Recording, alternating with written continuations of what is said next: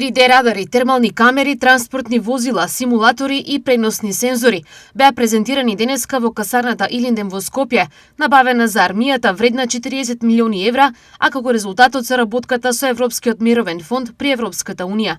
Ние остануваме како влада посветени да ги исполнуваме сите барања од страна на НАТО алијансата. Главниот командант на вооружените сили на НАТО за Европа, господинот Гринкевич, кој што јасно кажа дека сите инфраструктурни проекти кои што во моментот ги движиме, вклучително и средствата кои што ги одвојуваме, представуваат пример за многу земји членки на НАТО и тие во нашиот случај достигнуваат и до 4%, што навистина за нас представува една цел која што ќе се обидеме во годините кои што следат да ја одржиме. Пофулни зборови за развојот на македонската армија и соработка во рамките на НАТО и Европската Унија искажа евроамбасадорот во Македонија Михалис Рокас. Денес навистина сме задоволни што може да ги видиме овие видливи резултати од ова партнерство.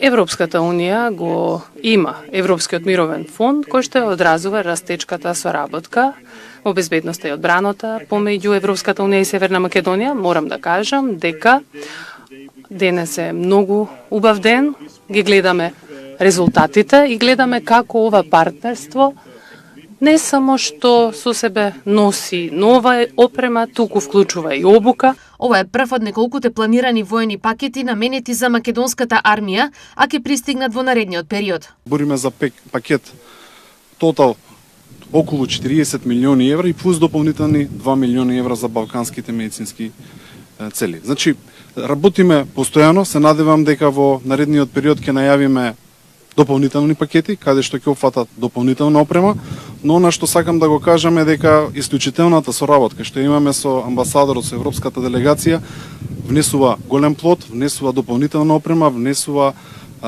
зголемување на буџетот, што е многу важно. Презентацијата на новата опрема се одржа во Скопската касарна Илинден.